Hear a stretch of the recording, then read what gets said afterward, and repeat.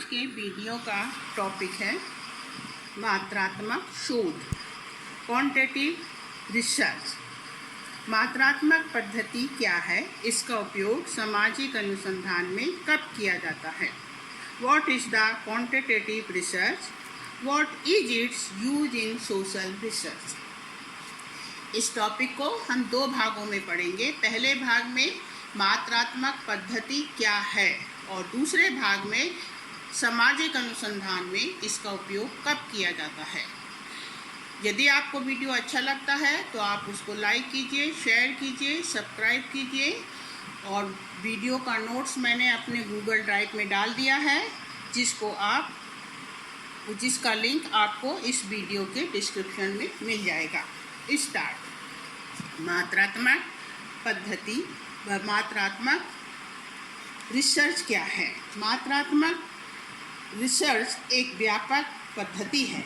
इसका उपयोग मनोविज्ञान, अर्थशास्त्र, समाजशास्त्र, विपणन, सामुदायिक स्वास्थ्य, निपन विज्ञान में प्रारंभ से होता रहा है। यह गुणात्मक पद्धति के विपरीत होती है। इसमें अंतर्निहित अर्थ और पैटर्न की खोज की जाती है। इसे जनसंख्या सांख्यिकी विधि भी कहा जाता है। शोधकर्ता डेटा का विश्लेषण आंकड़ों की मदद से करता है और आशा करता है कि संख्याओं के उपयोग से वह विशाल क्षेत्र का अध्ययन कर विश्वसनीय एवं वस्तुनिष्ठ निष्कर्ष को प्राप्त करने में सफल होगा। परिभाषा: किसी भी वस्तु, प्राणी अथवा क्रिया की विशेषताओं को मात्रा के रूप में मापने को मात्रात्मक मापन कहते हैं। जैसे किसी छात्र के भार को 55, 56, 57, 58, 60 किलोग्राम में मापना। परिभाषा: quantitative research is defined as a systematic investigation of phenomena by gathering quantifiable data and performing statistical, mathematical and computational techniques।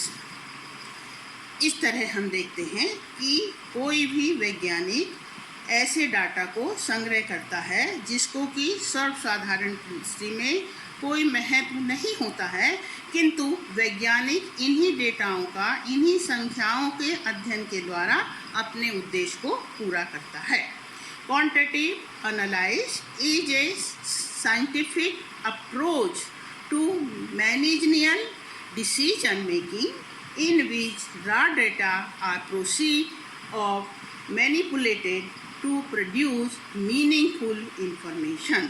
अर्थात इसका अर्थ होता है कि संख्याओं के आधार पर कोई भी वैज्ञानिक अपने उद्देश्य को पूरा कर सकता है यदि वो सिस्टमैटिक तरीके से अध्ययन को आगे बढ़ाता है। इसे हम इस प्रकार से देख सकते हैं, जैसे मैंने आप लोगों के लिए एक उदाहरण रखा है, रॉ डेटा, फिर लिखा है क्वांटिटेटिव एनालिसिस और मीनिंगफुल इंफॉर्मेशन। जो रॉ डेटा है, रॉ डेटा एक ऐसा डाटा होता है जिसका उपयोग सर्वसाधारण के लिए किसी प्रकार का उपयोग का नहीं होता है, किंतु उसका वैज्ञानिक जो है उसको अध्ययन करके एक यूजफुल मटेरियल के रूप में क्या करता है, के रूप में हमारे सामने प्रस्तुत करता है।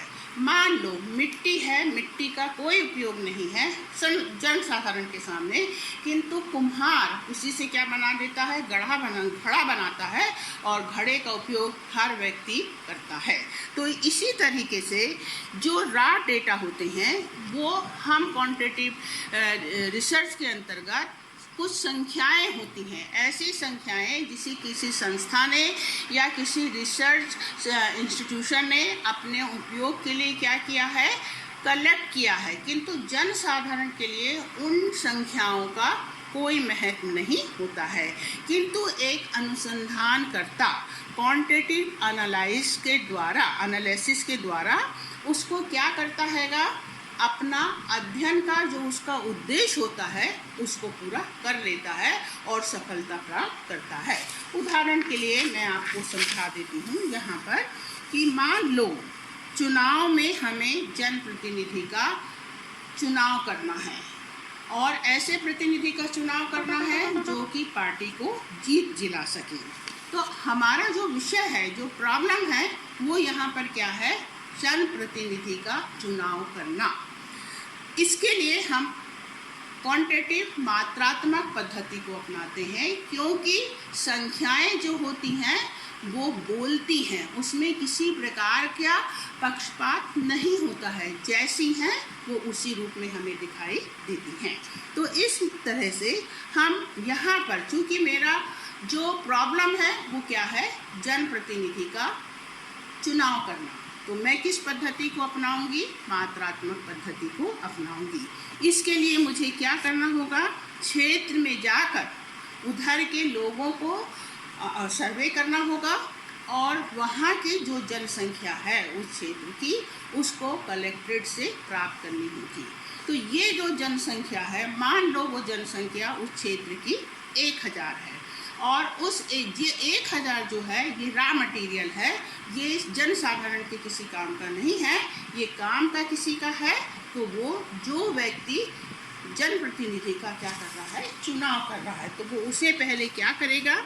उसको वर्गों में बांट देगा और उस वर्गों में बांटने के लिए वो हो सकता है उसे लिंग के आधार पर बांटे, धर्म के आधार पर बांटे, जाति के आधार पर बांटे और इस तरीके से वो क्या करेगा? उसे भिन्न भिन्न भागों में बांटकर उस जनसंख्याओं को छोटे रूप में ले लेगा। मतलब पहले वो क्या करेगा? महिला और पुरुष के रूप में जनसंख्या को लिंग के आधार पर बांट देगा, फिर जाति के आधार पर बांटेगा, general category, ST, SC, OBC, और फिर उसके बाद वो धर्म के आधार पर बांटेगा, हिंदू, मुस्लिम, सिख, ईसाई। और इस प्रकार से वो जो 1000 रॉ मटेरियल जिसको हम कह रहे हैं, उसको वो अपने उपयोग में, अपने अध्ययन में बांट कर क्या करेगा? अलग अलग भागों में बांट कर देखेगा कि इस क्षेत्र में किस जाति का ज़्यादा प्रभाव है, किस लिंग के लोग ज़्यादा हैं, महिलाएं ज़्यादा हैं, यहाँ वहाँ पर पुरुष ज़्यादा हैं, या किस धर्म के लोग, हिंदू मुस्लिम में से कौन से धर्म के लोगों की संख्या ज़्यादा है। और फिर उसके आधार पर वो सर्वे करेगा कि इनमें से कौन सा ऐसा पार्टी का व्यक्ति है जो कि पार्टी को जीत दिला सकता है। हो सकता है वो महिला हो सकती है, हो सकता है वो ओबीसी से हो सकता है, हो सकता है वो सिख धर्म का हो सकता है। तो इस आधार पर वो अपना जो उसका उद्देश्य है, उस उद्देश्य को वो पूरा करता है। तो जो रॉ मटेरियल है वो रॉ मटेरियल जनसंख्या है। उस जनसंख्या में से वो अपने काम अध्ययन करके, सूक्ष्म अध्ययन करके, गहन अध्ययन करके अपना उद्देश्य पूरा करेगा और एक मीनिंगफुल, एक ऐसे व्यक्ति को वहाँ पर चुनाव किया जाएगा जो कि पार्टी को जीत दिला सकता है। तो इसलिए कहा जाता है कि मात्रात्मक जो पद्धति होती है, ये संख्याओं के आधार पर एक अनुसंधानकर्ता अपने अध्ययन को एक ऐसा रूप प्रदान करता है जिससे कि उसे वास्तविक और निष्पक्ष और विश्वसनीय समानीकरण प्राप्त हो सके और वो अपने कार्य में सफल हो सके। क्योंकि हम देखते हैं कि संख्याएं जो होती हैं वो पूरी तौर से पक्षपात रहित होती हैं, वस्तुनिष्ठा उनमें होती है और इसलिए ये जो मानव व्यवहार है, मानव विचार हैं, उनके विचारों के पक्षपात से वो बच जाता है। आंकड़ों के जो प्राप्त होते हैं वो 2 + 2 4 ही होता, 2 × 4 ही होता है, 5 नहीं हो सकता है। तो इसलिए कहा जाता है कि संख्यात्मक जो पद्धति है उस पद्धति में विश्वसनीयता होती है। सामाजिक अनुसंधान में सर्वे के द्वारा, साक्षात के द्वारा, प्रश्नावली के द्वारा, रिकॉर्ड्स के द्वारा, चार्ट का सहारा लेके और वर्तमान कंप्यूटर युग में हम कंप्यूटर की सहायता से डाटा एनालाइज करके इस पद्धति के आधार पर अपने उद्देश्य को प्राप्त करते हैं। तो